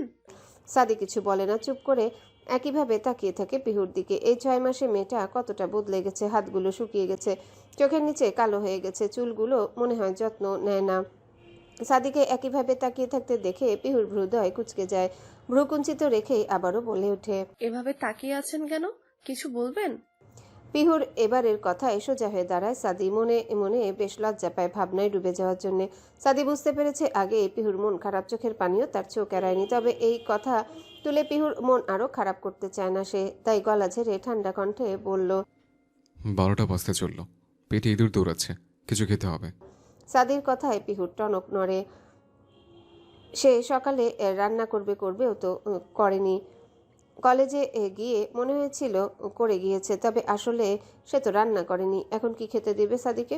পিহুর চিন্তিত মুখ দেখে সাদি হাসে, উল্টো ঘুরে দরজা দিয়ে বেরিয়ে যেতে যেতে বলে, বাইরে থেকে নিয়ে এসেছে, একটু পরিবেশন করে দিলে। বাইরে থেকে নিয়ে এসেছে, একটু পরিবেশন করে দিলে তৃপ্তি সহকারে খেতাম। সাদি চায় যত তাড়াতাড়ি সম্ভব তার বাবা মায়ের খুনিকে খুঁজে পেতে। তবে পিহুর পরীক্ষার পর পুরোপুরি গোপনভাবে খুঁজবে সে। এক একটা ক্লু খুনির কাছে নিয়ে যেতে সাহায্য করবে তাদের। এখন সে পিহুর পড়াশোনার দিকে খেয়াল রাখতে চায়। আর কিছুদিন পর পরীক্ষা, তারপরে পিহুকে নিয়ে বের হবে এই অভিযানে। তার আগে যেভাবে হোক পিহুর সাথে নিজের সম্পর্কটা ঠিক করতে চায় সে। স্বামী স্ত্রী না হোক, তবে বেস্ট ফ্রেন্ডের মতো বন্ধুত্বের সম্পর্ক করতে চায় সাদি পিহুর সাথে। সাদি রুম থেকে বের হতেই পিহু হাসে। লোকটা নিজে অগোছালো থাকলেও তার খেয়াল রাখে খুব করে। পিহুর খুব খারাপ লাগে দুটো গোছালো মানুষকে নিজের চোখের সামনে অগোছালো হয়ে যেতে দেখতে। একজন নিজের মানতে না পারা স্বামী, আরেকজন তার ভালোবাসা। পিহু কোনো একজনকে নির্ধারণ করে বেছে নিতে পারছে না। পিহু চাইলেও এই বিবাহের সম্পর্ক থেকে বের হতে পারছে না। আবার চাইলেও নাবিলের সাথে আর কিছু হওয়ার চান্স নেই। তবে সাদির সাথে সব ঠিক করা যায়। পিহু আর ভাবে না, ফ্রেশ হতে ওয়াশরুমে চলে যায়। পরীক্ষার প্রস্তুতি নিচ্ছে জেরিন। বাসায় আসা পর্যন্ত পড়ার টেবিলে বসে আছে। বই সামনে খোলা থাকলেও মন ঘুরে বেড়াচ্ছে। যত দিন এগোচ্ছে জেরিনের মনে ভয় জিনিসটা বেশ ঘাঁটি গেড়ে বসেছে। এখন প্রয়োজন ছাড়া ঘর থেকে বের হতেও ভয় করে। কোচিংয়ে যাওয়া অফ করে দিত, শুধুমাত্র পিহুর জন্য যেতে হয়। মেয়েটাকে বড্ড ভালোবাসে সে। আঙ্কেল আন্টি মারা যাওয়ার পরে মেয়েটার খারাপ সময় সবসময় জেরিন পাশে ছিল। সবসময় কাঁদত পিহু, তবে সান্ত্বনা দেওয়ার মতো কিছুই ছিল না জেরিনের মুখে। সে সব জেনেও চুপ ছিল। আচ্ছা, মিথ্যা বলা আর মিথ্যা জেনেও চুপ থাকা কি সমান পাপ নয়? জেরিনের মনে হয় এর মতো পাপ আর হয় না। তার পিহুকে সব জানিয়ে দিতে ইচ্ছে হয়, তবে নিজের পরিবারের দিকে তাকিয়ে তার গলা আটকে আসে। বলতে চেয়েও বলা হয় না। জেরিন জানে না তার জীবনের গ্যারেন্টি আদৌ আছে কিনা। আচ্ছা, সে যদি মারা যায় তাহলে খুনের একমাত্র প্রমাণও নিঃশব্দে হারিয়ে যাবে। পিহু কি কখনো খুনিদের ধরতে পারবে না? জেরিনের মাথা যন্ত্রণা শুরু হয়ে যেসব ভাবতেই। তবে মনে মনে চরম না বলার আফসোসও। বেস্ট ফ্রেন্ডকে এক প্রকার ঠকানোর অনুশোচনায় ভুগতে থাকে সে। জেরিন আর দেরি করে না। পড়ার টেবিলের ড্রয়ার থেকে পার্সোনাল ডায়েরিটা বের করে একে একে সব লিখতে শুরু করে। মুখে না বলুক, লিখে অন্তত পিহুর কাছে দিতে চায় সে। তবে জেরিনের হাত চলে না, আটকে যায় পৃষ্ঠায়। জেরিন ফুপিয়ে কেঁদে ওঠে নীরবে। খাওয়ার টেবিলে বসে আছে সাদি ও পিহু। নিজেদের মতো খেয়ে যাচ্ছে দুজনে। খাবার টেবিলে চলছে পিনপতন নীরবতা। নীরবতা ভেঙে হঠাৎ খাবারের দিকে তাকিয়ে সাদি বলে উঠল, কয়টা পরীক্ষা হবে? পিহু খাচ্ছিল, খেতে খেতে থেমে যায়। খাবারটুকু গিলে নিয়ে সাদির দিকে তাকিয়ে বলে ওঠে, 6টি। সাদি পানির গ্লাস থেকে পানি খেয়ে পিহুর দিকে তাকিয়ে কপাল গুটিয়ে প্রশ্ন করে, 6টি কেন? কোনো একটা কারণে হাফ সিলেবাস দিয়েছে। প্রতিটা সাবজেক্ট 50 মার্ক। প্রথম পত্র আর দ্বিতীয় পত্র মিলিয়ে 100 মার্কের পরীক্ষা। ও আচ্ছা। জি। দুজনাই আবারও খাওয়ায় মনোযোগ দিল। তবে সাদির কেন জানি খাওয়ায় মনোযোগ বসছে না। খাবারের প্লেটে হাত ঘোরাচ্ছে খালি। পিহু একবার তাকিয়েছে সাদির হাতের দিকে, তবে কিছু বলেনি। এদিকে সাদির মন অশান্ত, কিছুতেই শান্ত হচ্ছে না। বুকের ভেতরে ওঠানামা করছে। কাল রাত থেকে ভেবে রেখেছে পিহুকে বলবে। সে জানে পিহু খুব বেশি রুড বিহেভ করবে কথাটা শুনলে, তবে মনের অশান্তি দূর করতে তাকে বলতে হবে। সাদির এমন অমনোযোগী হয়ে খাবার প্লেটে হাত ঘোরাতে দেখে পিহু বিরক্ত হয়। বিরক্তি কণ্ঠে বলে ওঠে, খাচ্ছেন না কেন? পিহুর কথায় চমকে ওঠে সাদি। সাথে সাথে বুকে ফু দেয়। পিহু যেন আরো বিরক্ত হয়। গম্ভীর রকচটা ছেলেটাও কেমন নার্ভাস হয়ে যাচ্ছে, স্বভাবের বিরুদ্ধে গিয়ে কিছু করবে বলে। পিহু খাওয়া শেষ করতে সাদি পিহুর দিকে তাকিয়ে সাবলীল ঠান্ডা স্বরে বলে উঠল, পিহু, আমার একটা কথা বলার ছিল, অত্যন্ত জরুরি। আমারও আপনাকে একটা কথা বলার আছে। পিহু শান্ত মায়াবী চোখে সাদির দিকে তাকিয়ে কথাটা বলে। সাদি পিহুর দিকে একইভাবে চেয়ে বলে, কে? আগে আপনি বলেন। না, আগে তুই। আপনি আগে বলতে চেয়েছেন, আপনি বলেন, নয়তো বলার দরকার নাই। আমি উঠলাম। বলেই উঠে যেতে ধরে পিহু চোখ মুখ শান্ত, যেন শীতল জলধারা। পিহু উঠতে দেখে তাড়াহুড়ো করে উঠে দাঁড়ায় সাদি। উত্তেজিত কণ্ঠে বলে, দাঁড়া বলছি। পিহু জানতো সাদি বলবে, তাই তো উঠে দাঁড়িয়েছিল। পিহু আবারও বসে পড়ে। সাদি মনে মনে সাহস জুগিয়ে বলে, যা মনে করার করতে পারিস। তুই জানিস আমি কোনো কারণ ছাড়া কিছু বলি না, আর এটাও কোনো কারণ ছাড়া বলবো না। শুধু এটুকু বলবো, রাগ কর, অভিমান কর, ঝগড়া কর, শুধু একটা কথা, দয়া করে কথাটার খারাপ মিনিং বের করে আমাকে ভুল বুঝিস না। আপনি বলবেন? সাদি একটা ঢোক গিলে, বুঝতে পারে না এমন নার্ভাস হওয়ার কি আছে। কত মাতল পিহুকে এই, কই এমন তো বুক কাঁপেনি। তবে আজ কেন কাঁপছে, ঠোঁট শুকিয়ে যাচ্ছে। শখের নারী সামনে থাকলে বোধহয় এমনই হয়। সাদি জোর করে একটা দম নিয়ে ঠান্ডা স্বরে বলে ওঠে, পিহু, আমরা কি আমাদের সম্পর্কটা ঠিক করতে পারি না? বাকি 5-10টা স্বামী স্ত্রীর মতো একসাথে থাকতে পারি না? একে অন্যের সুখ দুঃখগুলো ভাগাভাগি করে নিতে পারি না? সাদির কথাটা বলতে দেরি হয় পিহুর উঠে দাঁড়াতে, আর হাতের কাছে থাকা গ্লাসটা টেবিলের উপর আছাড় দিতে দেরি হয় না। পিহুকে আকস্মিক উঠে দাঁড়াতে আর এমন গ্লাস ভাঙতে দেখে সাদি চমকে ওঠে। সাদির দিকে তাকিয়ে পিহু রাগী কণ্ঠে বলে ওঠে, কি বললেন আপনি? সাদি চুপ করে যায়। সে জানতো পিহু রাগ করবে, আসলে সাদিরই ব্যর্থতা। সে তো জানে মনে একজনকে রেখে আরেকজনের সাথে সংসার হয় না। যদি পিহুকে সাদি না পেতো, অন্য কোনো মেয়ের সাথে সাদির বিয়ে হতো, তাহলে সাদিও হয়তো মেয়েটার সাথে সংসার করতে পারতো না। সাদিকে চুপ থাকতে দেখে পিহু আরো রেগে গর্জে উঠে বলে, কি হলো বলুন? কোন সম্পর্ক চাচ্ছেন আপনি? আমি মানি না। আর কি, আর 5-10টা স্বামী স্ত্রীর মতো সম্পর্ক চাচ্ছেন আপনি? ভাবতেও অবাক লাগে। সাদি চেয়ারে বসে থেকে কপাল গুটিয়ে বলে, মানে তো বেশ সোজাই।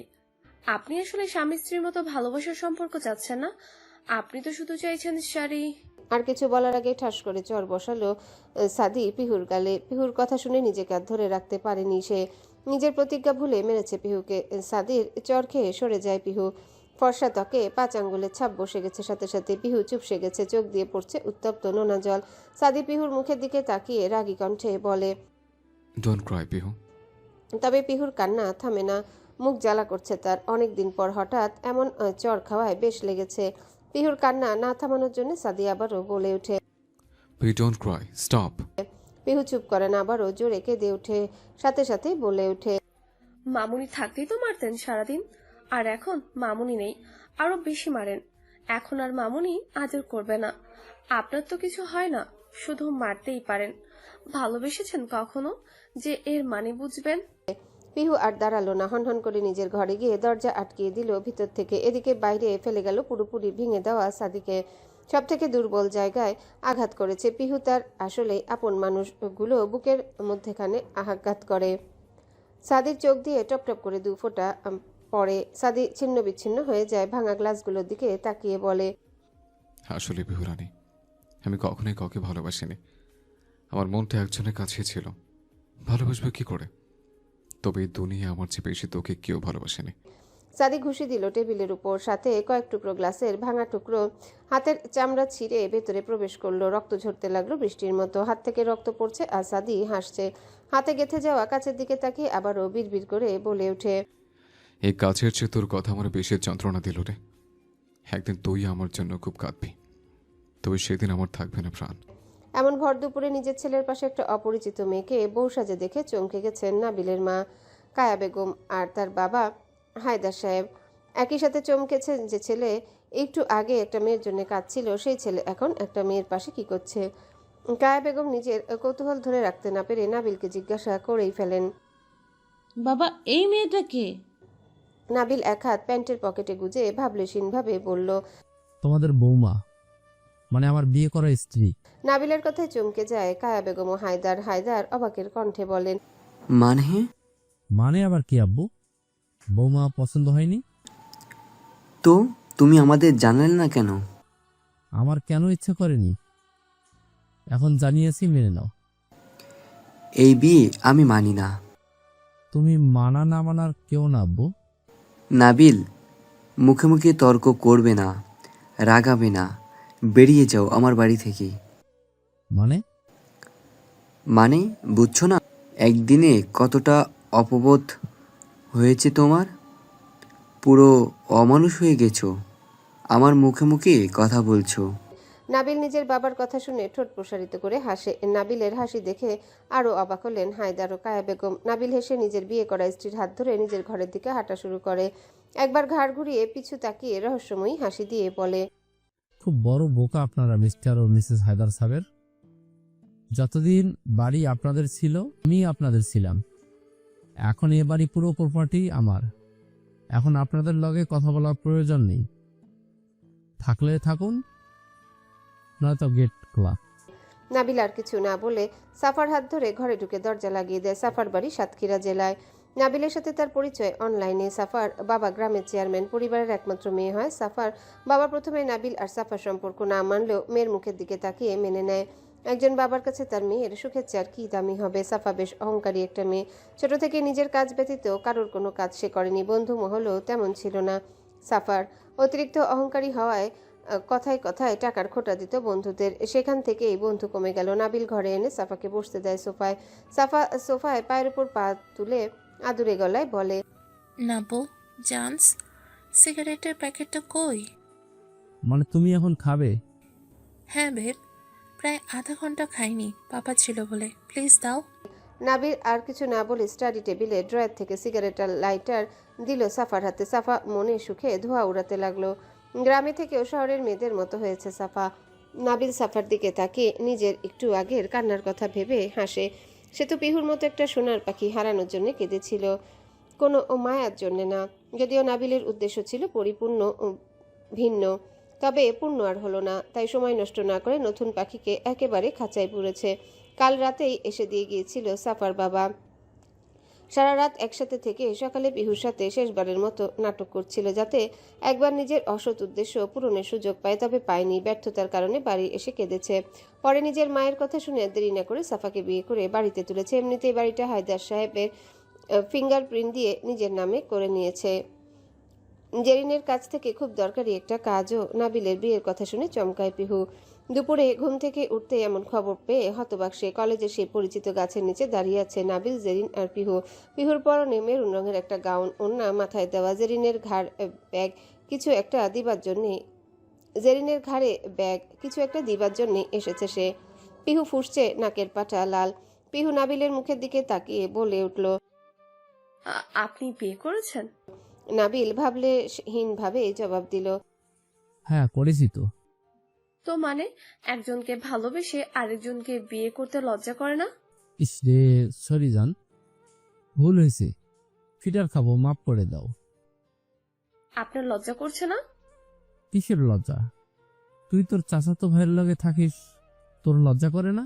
পিহুর সাথে সাথে জেরিন চমকায়। আজ তারা এক নতুন নাবিলকে দেখছে। আসলে তো নাবিলের আচার আচরণ এমন না। পিহু এবার রাগীভাবে নাবিলের গেঞ্জির কলার চেপে ধরে। আর যাই হোক, সে তাকে মেনেছে, তবে এর মানে নাবিল যা বুঝিয়েছে তা আর পিহুর বুঝতে বাকি নেই। তার দিকেই নষ্টার ইঙ্গিত দিয়েছে।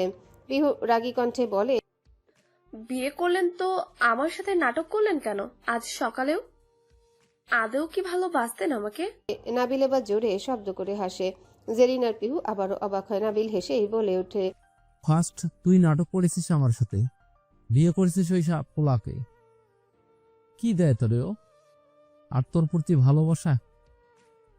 থু, ভালোবাসা মাই ফুট। তোর বাপ মার অঢেল সম্পত্তি ছিল, তাই তোর পিছে ঘুরেছি।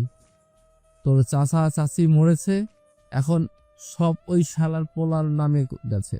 তুই তো ভিখারি। আইসরে এত বললাম এমন কাজ করিস না, শুনলই না।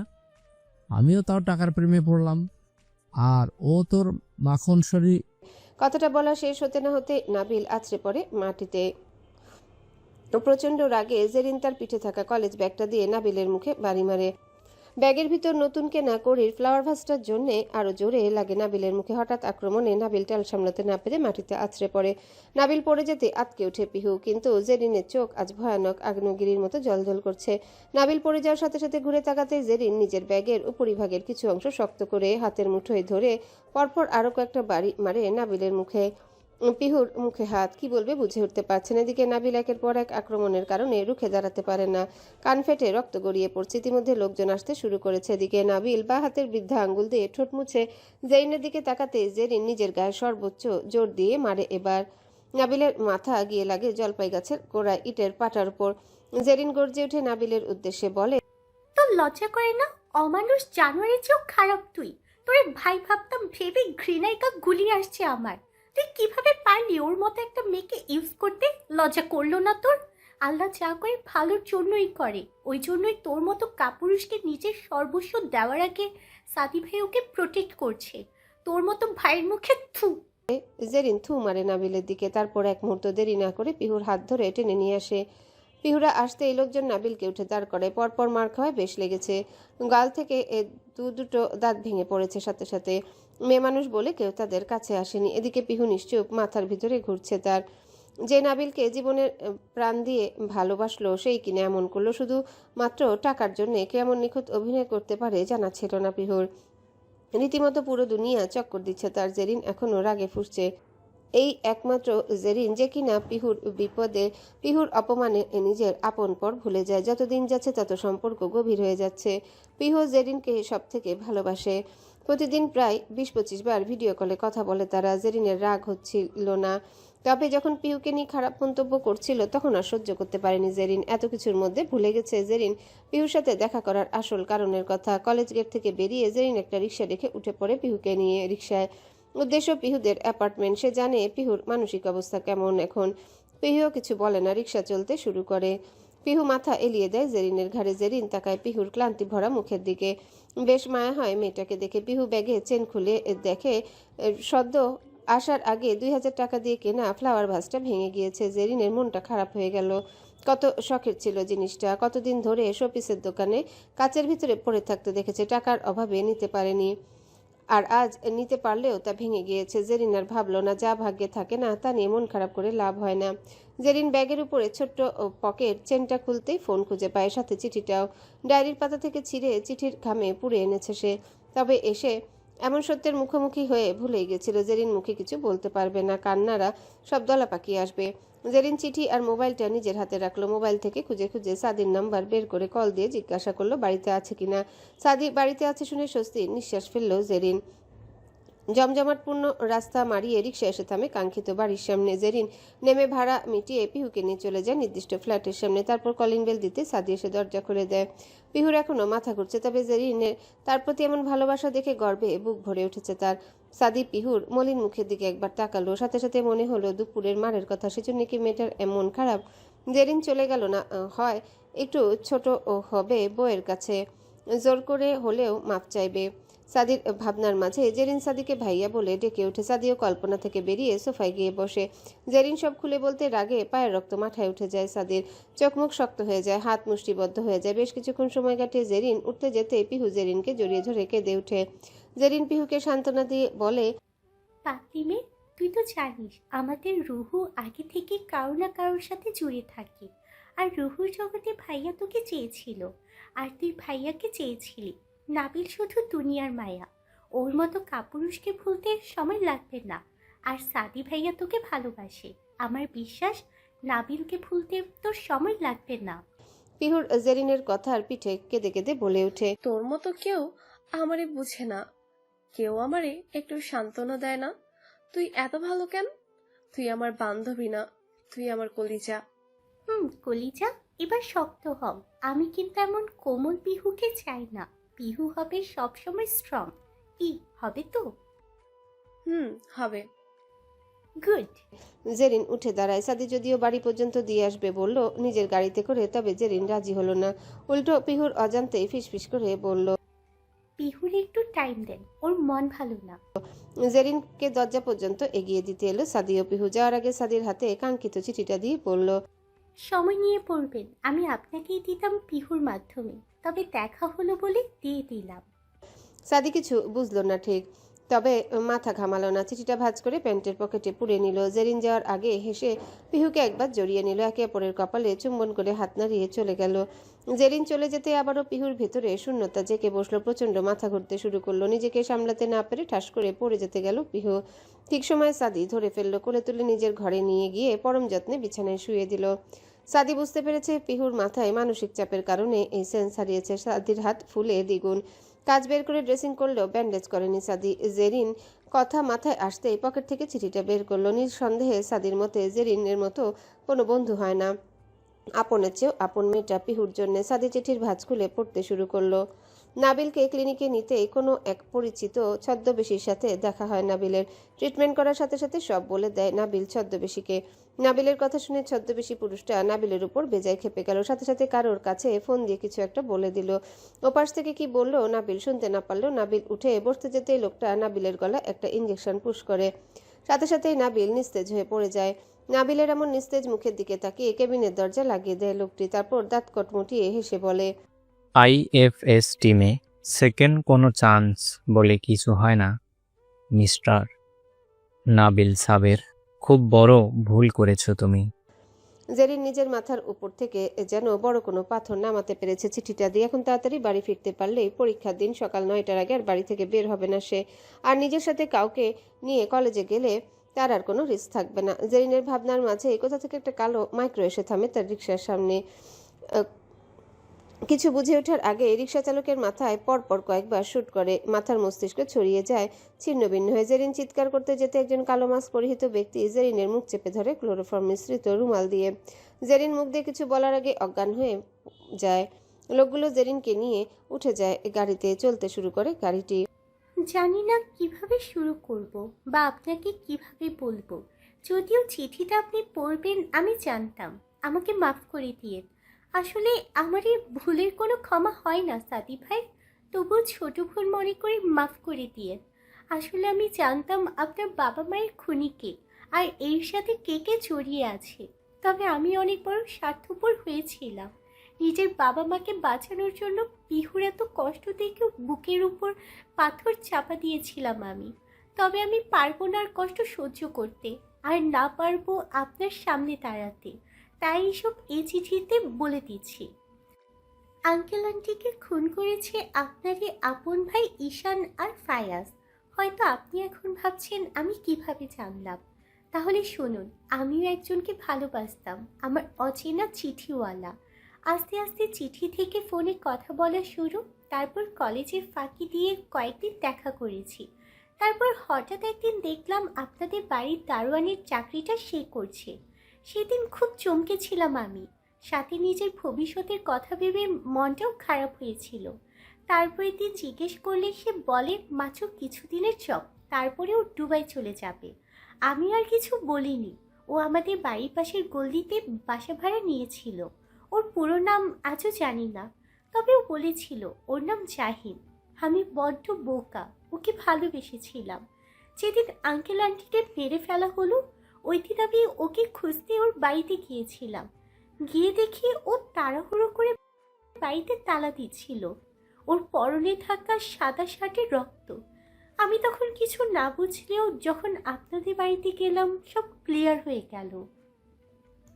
আপনারা এত কিছুর ভিতরে হয়তো ভেবেছিলেন ওই ছেলেটা আগুনে পুড়ে মারা গেছে। তবে আপনি জানলে বেশি অবাক হবেন, ওর নাম থানায় পুরো 4-4টে মার্ডার কেস আছে। আমি আমার ফ্রেন্ড আশিকের কাছ থেকে শুনেছি ওর বাবা পুলিশ। এই ঘটনার পর থেকে ছোট ছোট চিরকুট আসতো খালি, কিছুই লেখা থাকতো না। তবে একদিন এলো আমাকে মেরে ফেলার হুমকির কাগজ। আমি যদি আপনাদেরকে বলি আমাকে মারবে, তার আগে আমার মা বাবাকে মারবে। আর একটা মেয়ে হয়ে তখন বড্ড স্বার্থপর হয়ে খুনিদের চিনেও আমি বলিনি। তবে আমি আর এই পাপ সহ্য করতে পারছি না। হয়তো ওরা আমাকে মেরে ফেলবে, তবে তার আগে আমি সব কিছু আপনাকে বলে দিচ্ছি। আর এই খুনের মাস্টার মাইন্ড আপনার ভাই হলেও এই খুনের সাথে জড়িত একটা মেয়েও আছে, যদিও সে বাংলাদেশের না। এটাও আমি একদিন লুকিয়ে জাহিনের ফোন কল রেকর্ড থেকে শুনেছিলাম। কথাটা এমন ছিল, কাজ হয়ে গেলে সোজা এয়ারপোর্টে আসবে, ওখানেই তোমার নতুন পরিচয় পাবে। তখন বুঝিনি কিসের কাজ, তবে আপনার বাবা মা মারা যাওয়ার পর বুঝেছি তারা আপনার বাবা আর পিহুকে মারতে চেয়েছিল। তবে সেদিন পিহু বাড়িতে ছিল না আর লিখতে পারলাম না। কোনো প্রশ্ন থাকলে একটু কষ্ট করে কল দিবেন। আমি আপনার কলের অপেক্ষায় থাকবো ভাইয়া। আমার কলিজাটাকে একটু দেখে রাখবেন। জানি আপনি ওকে অনেক ভালোবাসেন, তবু আপনি ওর স্বামী। কোনো ভুল করলে মাফ করে দিয়েন। নিতান্তই মেয়েটা বাচ্চা, আমার মতো এখনো ওর ধারণা হয়নি। আমি জানি আপনি অনেক বুঝেন, তাও ওকে সামলিয়ে রাখবেন। ও অনেক কষ্ট পেয়েছে ছোট থেকে। আপনি এবার ওকে একটু আনন্দে রাখবেন। এটি জেরিন আফরোজা। জেরিনের দেওয়া চিঠিটা পড়ে শেষ করে সাদি স্তম্ভ। পায়ের নিচ থেকে মাটি সরে গেছে মনে হচ্ছে, চোখের কোণ ভিজে যাচ্ছে। একটা ছেলে হয়ে বাবা মাকে মারতে লজ্জা করলো না? এত খারাপ কিভাবে হলো? এত পাষাণ হতে পারলো? সাদির মাথায় রাগ চেপে বসলো। এই খুনের বদলা সে নিবে, খুন দিয়ে খুনের প্রতিশোধ নিবে। কিছু প্রশ্ন এখনো সাদির মাথায় ঘুরছে, সবগুলো জেরিন নিশ্চয়ই জানবে। সাদি ঘুমন্ত নিষ্পাপ পিহুর দিকে এক পলক তাকালো। আসলে এই মেয়েটা ভাগ্যবতী, জেরিনের মতো বেস্ট ফ্রেন্ড পেয়ে। এই জামানায় কয়জনই বা এমন বন্ধু পায় যে জানে নিজের জীবন শেষ হবে, জেনেও বন্ধুর কষ্ট কমাতে সব বলে দেয়। সাদি উঠে দাঁড়িয়ে ব্যালকনিতে যায়, পকেট থেকে মোবাইলটা বের করে জেরিনের ফোনে কল লাগায়। সন্ধ্যা হতে না হতে সাফা নিজের জামা কাপড় গুছিয়ে নিয়ে বের হয়ে গেল বাড়ি থেকে। পরনে ব্লু রঙের জিন্স আর টপ, উপরে ছোট একটা জিন্সের জ্যাকেট। নাবিলের মা অবাক হলেন সাফার এমন কাণ্ডে। সাফা ব্যাগ নিয়ে বের হতেই হায়দার জিজ্ঞাসা করলো, কোথায় যাচ্ছ মা, তাও আবার এই ড্রেসে? সাফা কপাল কুঁচকে তাকালো সোফায় বসে থাকা দুজনের দিকে, তারপর চোখ উল্টিয়ে ভিঞ্চিয়ে বলে উঠল, আমি কারোর প্রশ্নের উত্তর দিতে বাধ্য নই, তবে যে ভুল আপনার ছেলে করেছে তার শাস্তি এবার আপনারাও পাইতেন। আমি তো আবার আপনাদের দুঃখ দেখতে পারবো না, তাই আপনাদের শান্তি দিচ্ছি। তবে যতই হোক আমি তো অনেক দানশীল, তাই আপনাদের জীবনটা ভিক্ষা দিলাম। টাটা শাশুমা অ্যান্ড মাই হটি শ্বশুর। বলে সাফার প্যান্টের পিছনে রাখা বন্দুকটা বের করে কায়া ও হায়দার কিছু বুঝে ওঠার আগে পরপর কয়েকটা গুলি চালালো দুজনের মাথায় ও বুকে। সাথে সাথে মৃদু আওয়াজ করে সোফাতেই কাত হয়ে পড়ে গেলেন দুজন। সাফা জোরে হেসে ঠোঁট দুটো প্রসারিত করলো, জিন্সের পকেট থেকে হ্যান্ড গ্লাভস বের করে পরে নিল। তারপর ছোট্ট একটা চিকন নিখুঁত ছুরি বের করলো জ্যাকেটের পকেট থেকে। এগিয়ে গেল কায়া ও হায়দারের মৃত শরীরের কাছে, খুব নিখুঁত করে কপালে লিখে দিল IFS। তারপর জোরে জোরে হেসে বলল, IFS কখনো ভুলকে মাফ করে না, আর তার পরিবারকেও বাঁচতে দেয় না। আমাকে মাফ করবেন, আমার হাতে 21, 19 আর 20 নাম্বার আপনারা। সাফা হেসে বাড়ি থেকে বেরিয়ে গেল। যাওয়ার সময় সদর দরজায় বড় একটা তালা দিল। গ্লাভসগুলো কায়া বেগমের মুখে ছুড়ে দিয়ে এসেছে সে। সাফা নাবিলদের গাড়ি বের করে ড্রাইভ করতে করতে ফোন দিল কোনো একজনের কাছে। সাথে সাথে রিসিভ হলো ওপাশের ফোন। ওপাশ থেকে কিছু বলার আগে সাফা হেসে বলে উঠল, হ্যালো বন্ধুরা, পরবর্তী পার্ট খুব তাড়াতাড়ি আসবে, তো সবাই অপেক্ষায় থাকো। আর চ্যানেলটি যারা এখনো সাবস্ক্রাইব করোনি তারা পরবর্তী পার্ট দেখার জন্য চ্যানেলটি সাবস্ক্রাইব করে রেখো। ধন্যবাদ সবাইকে, আমাদের সাথেই থেকো।